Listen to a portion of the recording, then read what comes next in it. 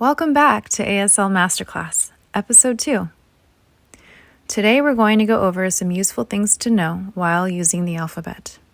When signing formally, this is helpful for someone starting out and going slowly.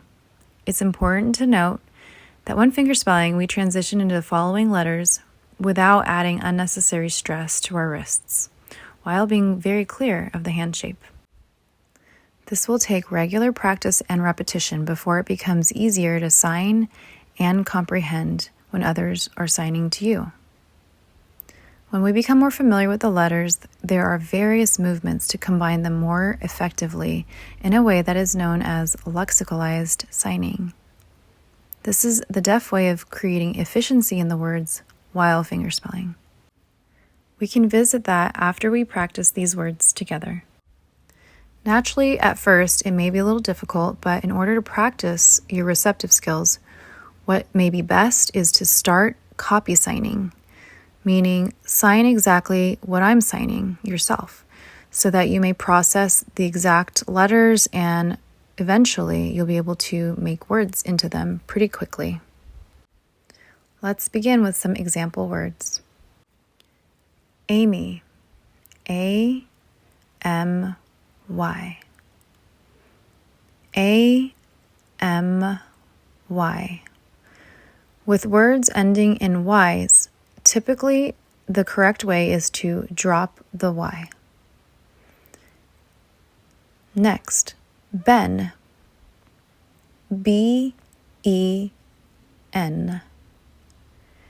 B-E-N. Great job. Can. C-A-N. C-A-N. Next. Dog. D-O-G. D-O-G. Now, if you want to lexicalize it, you can change the G into more of an L shape. So the deaf way is dog. D-O-G. Next, egg, E-G-G. When it comes to signing double letters, you can slide it or use a slight bounce, depending on the letters. Egg, E-G-G, or lexicalized, E-G-G. Next, food, F-O-O-D. One more time. F-O-O-D. Gone. G-O-N-E. G-O-N-E. Awesome. Next is hand. H-A-N-D.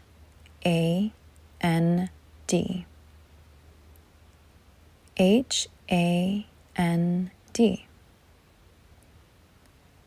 For I, we're going to sign if. I-F. If you want to sign it as a word in a sentence, you may sign if right underneath your I.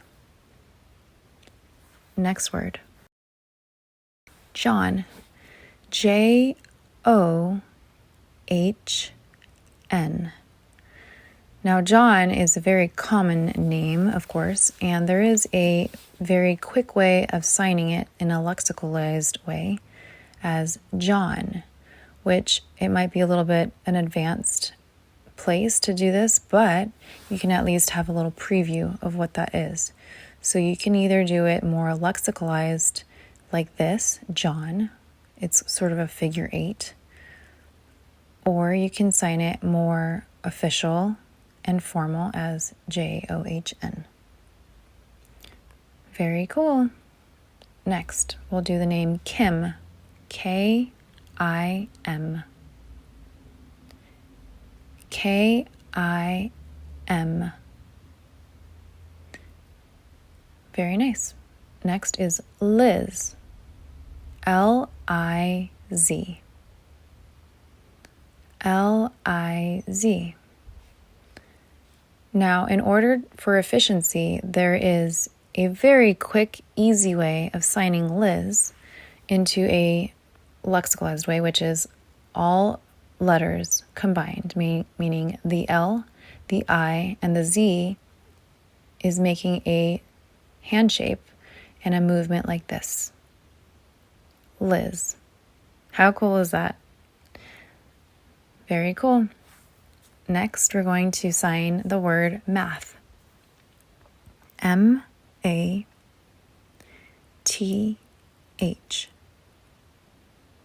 M with the 3 fingers over, A with the thumb on the side, T, 1 finger, H to the side. If you want to know the sign for math, it is this. Next is nice. N-I-C-E.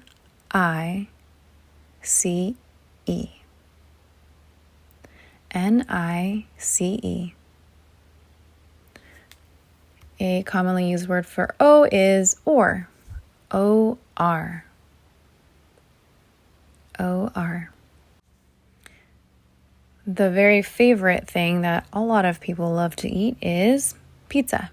P-I-Z-Z-A. Now that's a lot of work to spell pizza, but notice it's very long compared to what you could do. Or you can do pizza more effectively. Some people do P this way, or you can kind of make it like a halfway between a P and a V or a K. So it's kind of like this hand shape. You go P, Z, and then Z, Z, A. So P, take your V or broken V and do the 2 Z's, the double Z all at once, and then A. Pizza, pizza. Kind of fun, right? Awesome. Next is quick. Q-U-I-C-K. Again, Q-U-I-C-K. The sign for it is quick or quick. The next word is read. R-E-A-D. R-E-A-D. Next is stare. S-T-A-R-E.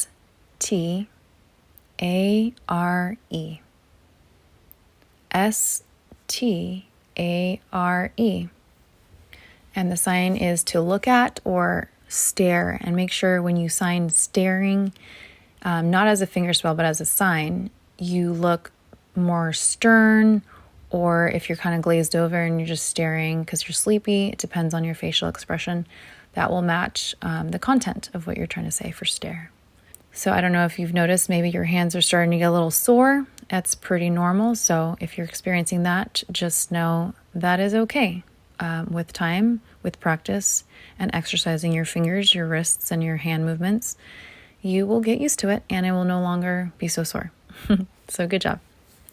We're almost finished with the rest of this. Tone is T-O-N-E.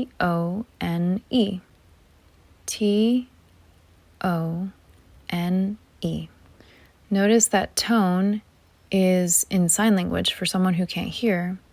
You would sign tone like your face, or if you're saying it to someone who's deaf about someone's tone of voice for a hearing person as an interpreter, you would sign like accent or voice. And that would be an alternative way of explaining the tone. Next is U-V. Kind of combines both, right? U-V.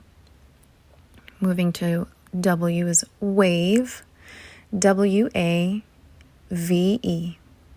W-A-V-E.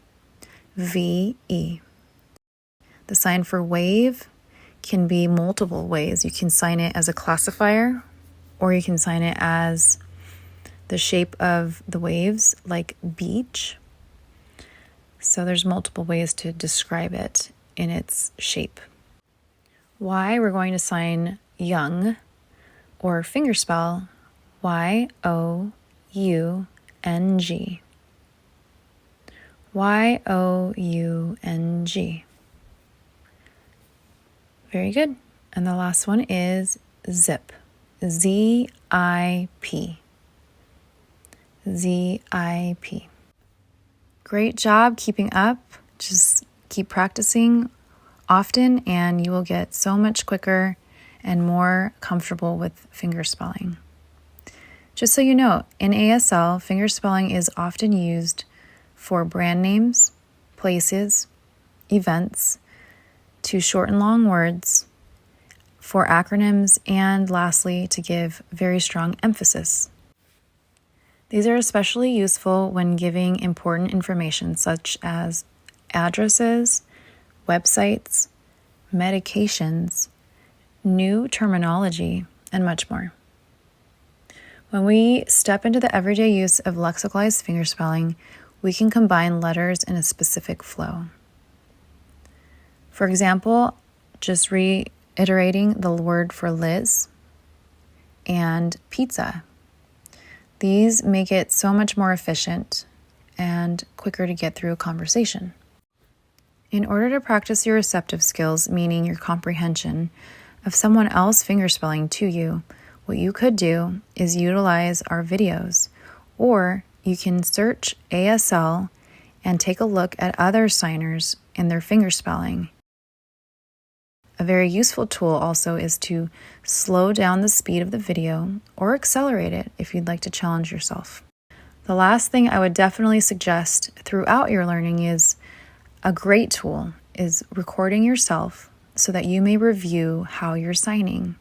In ASL classes, we tend to record short clips of ourselves, mainly for practice, feedback, and reference as we grow learning the language.